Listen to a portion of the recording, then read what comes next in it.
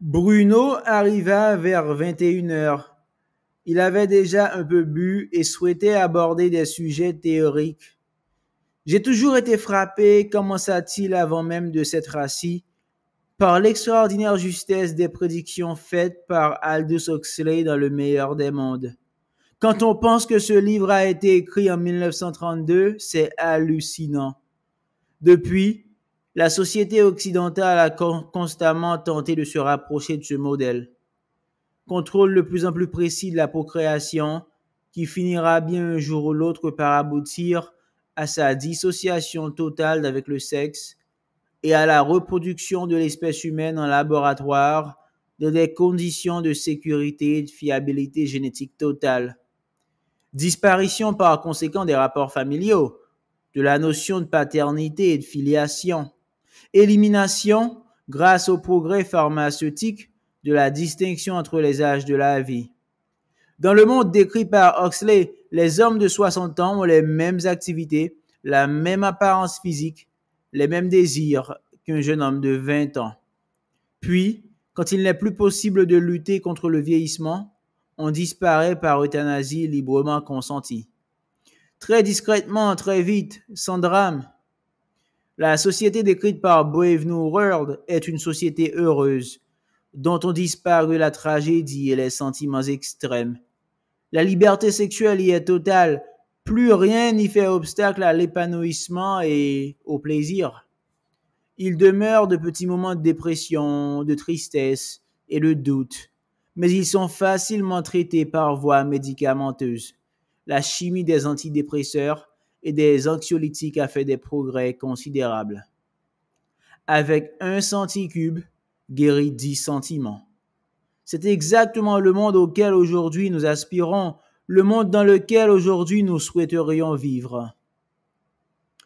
Je sais bien, continua Bruno avec un mouvement de la main comme pour balayer une objection que Michel n'avait pas faite, qu'on décrit en général l'univers d'Huxley comme un cauchemar totalitaire, qu'on essaie de faire passer ce livre pour une dénonciation virulente. C'est une hypocrisie pure et simple. Sur tous les points, contrôle génétique, liberté sexuelle, lutte contre le vieillissement, civilisation des loisirs, Brave New World est pour nous un paradis. C'est en fait exactement le monde que nous essayons, jusqu'à présent sans succès, d'atteindre. Il n'y a qu'une seule chose aujourd'hui qui heurte un peu notre système de valeurs égalitaires, ou plus précisément méritocratique. C'est la division de la société en castes, affectée à des travaux différents suivant leur nature génétique. Mais c'est justement le seul point sur lequel Huxley se soit montré mauvais prophète. C'est justement le seul point qui, avec le développement de la robotisation et du machinisme, soit devenu à peu près inutile. Aldous Huxley est sans nul doute un très mauvais écrivain. Ses phrases sont lourdes et dénuées de grâce, ses personnages insipides et mécaniques. Mais il a eu cette intuition fondamentale que l'évolution des sociétés humaines était, depuis plusieurs siècles, et serait de plus en plus, exclusivement pilotée par l'évolution scientifique et technologique. Il a pu par ailleurs manquer de finesse, de psychologie, de style. Tout cela pèse peu en regard de la justesse de son intuition de départ. Et le premier parmi les écrivains, y compris parmi les écrivains de science-fiction, il a compris qu'après la physique, c'était maintenant la biologie qui allait jouer un rôle moteur. Bruno s'interrompit, s'aperçut alors que son frère avait légèrement maigri. Il semblait fatigué, soucieux, voire un peu inattentif. De fait, depuis quelques jours, il négligeait de faire ses courses. Contrairement aux années précédentes, il restait beaucoup de mendiants et de vendeurs de journaux devant le Monoprix. On était pourtant en plein été, saison où normalement la pauvreté se fait moins oppressante. Que serait-ce quand il y aurait la guerre? Se demandait Michel en observant par les baies vitrées le déplacement ralenti des clochards. Quand la guerre éclaterait-elle et que serait la rentrée? Bruno se resservit un verre de vin. Il commençait à avoir faim et fit un peu surpris quand son frère lui répondit d'une voix lasse. Huxley appartenait à une grande famille de biologistes anglais. Son grand-père était un ami de Darwin. Il a beaucoup écrit pour défendre les thèses évolutionnistes. Son père et son frère Julian étaient également des biologistes de renom. C'est une tradition anglaise d'intellectuels pragmatiques, libéraux et sceptiques, très différent du siècle des Lumières en France, beaucoup plus basé sur l'observation, sur la méthode expérimentale. Pendant toute sa jeunesse, Huxley a eu l'occasion de voir les économistes, les juristes et surtout les scientifiques que son père invitait à la maison. Parmi les écrivains de sa génération, il était certainement le seul capable de pressentir les progrès qu'allait faire la biologie. Mais tout cela serait allé beaucoup plus vite sans le nazisme. L'idéologie nazie a beaucoup contribué à discréditer les idées d'eugénisme et d'amélioration de la race. Il a fallu plusieurs décennies pour y revenir. Michel se leva, sortit de sa bibliothèque un volume intitulé « Ce que j'ose penser ». Il a été écrit par Julian Huxley, le frère aîné d'Aldous, et publié dès 1931, un an avant Le meilleur des mondes. On y trouve suggérées toutes les idées sur le contrôle génétique et l'amélioration des espèces, y compris de l'espèce humaine, qui sont mises en pratique par son frère dans le roman. Tout cela y est présenté, sans ambiguïté, comme un but souhaitable vers lequel il faut tendre. Michel se rassit, s'épongea le front. Après la guerre, en 1946, Julian Huxley a été nommé directeur général de l'UNESCO qui venait d'être créé. La même année, son frère a publié Retour au meilleur des mondes, dans lequel il essaie de présenter son premier livre comme une dénonciation, une satire. Quelques années plus tard, Aldous Huxley est devenu une caution théorique majeure de l'expérience hippie. Il avait toujours été partisan d'une entière liberté sexuelle et avait joué un rôle de pionnier dans l'utilisation des drogues psychédéliques. Tous les fondateurs des salons le connaissaient et avaient été influencés par sa pensée. Le New Age, par la suite, a repris intégralement à son compte les thèmes fondateurs des Salins. Aldous Huxley, en réalité, est un des penseurs les plus influents du siècle.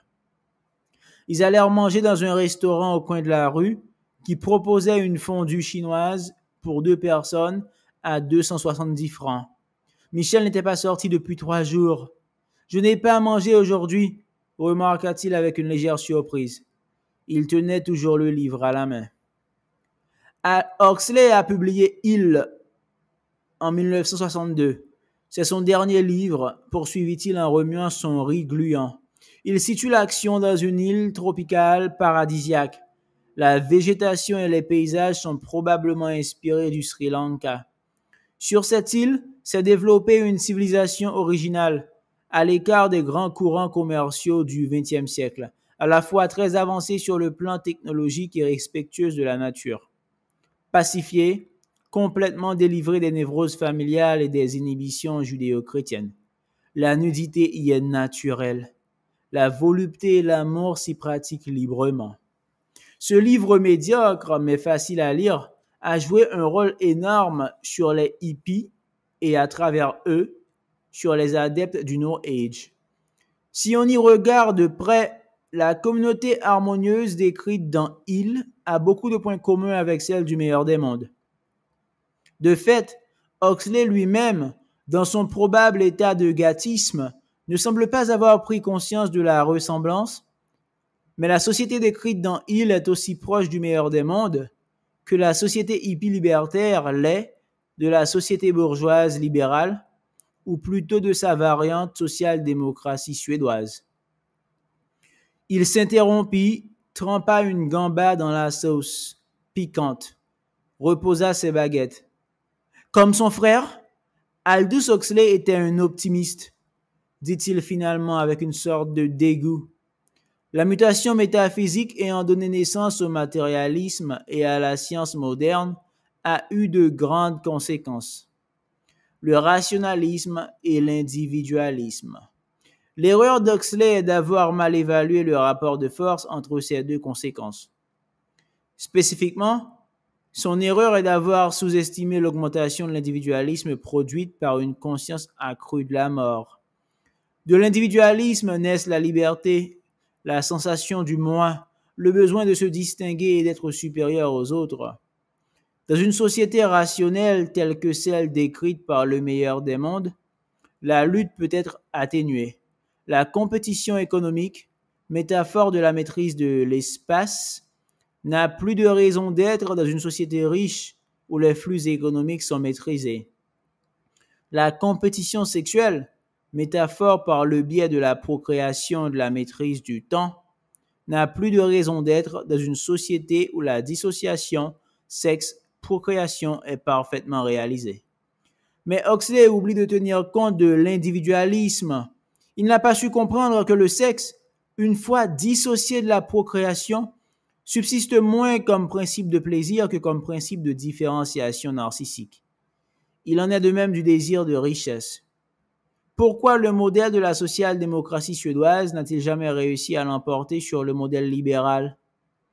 Pourquoi n'a-t-il même jamais été expérimenté dans le domaine de la satisfaction sexuelle?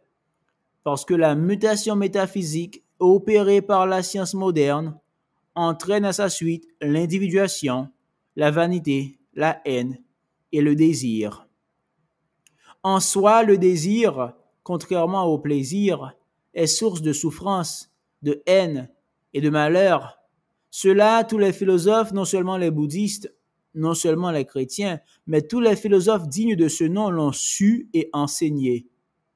La solution des utopistes, de Platon à Huxley, en passant par Fourier, consiste à éteindre le désir et les souffrances qui s'y rattachent en organisant sa satisfaction immédiate. À l'opposé, la société érotique publicitaire où nous vivons s'attache à organiser le désir, à développer le désir dans des proportions inouïes, tout en maintenant la satisfaction dans le domaine de la sphère privée. Pour que la société fonctionne, pour que la compétition continue, il faut que le désir croisse, s'étende et dévore la vie des hommes. Il s'épongea le front, épuisé. Il n'avait pas touché à son plat. Il y a des correctifs, des petits correctifs humanistes, dit doucement Bruno. Enfin, des choses qui permettent d'oublier la mort. Dans le meilleur des mondes, il s'agit d'anxiolytiques et d'antidépresseurs. Dans Il, on a plutôt affaire à la méditation, les drogues psychédéliques, quelques vagues éléments de religiosité hindoue. En pratique, aujourd'hui, les gens essaient de faire un petit mélange des deux. Julian Huxley aborde lui aussi les questions religieuses dans Ce que j'ose penser. Il y consacre toute la deuxième partie de son livre, rétorqua Michel avec un dégoût croissant. Il est nettement conscient que les progrès de la science et du matérialisme ont sapé les bases de toutes les religions traditionnelles. Il est également conscient qu'une société ne peut subsister sans religion. Pendant plus de 100 pages, il tente de jeter les bases d'une religion compatible avec l'état de la science. On ne peut pas dire que le résultat soit tellement convaincant. On ne peut pas dire non plus que l'évolution de nos sociétés soit tellement allée dans ce sens. En réalité, tout espoir de fusion a été anéanti par l'évidence de la mort matérielle. La vanité et la cruauté ne peuvent manquer de s'étendre. À titre de compensation, conclut-il bizarrement, il en est de même de l'amour.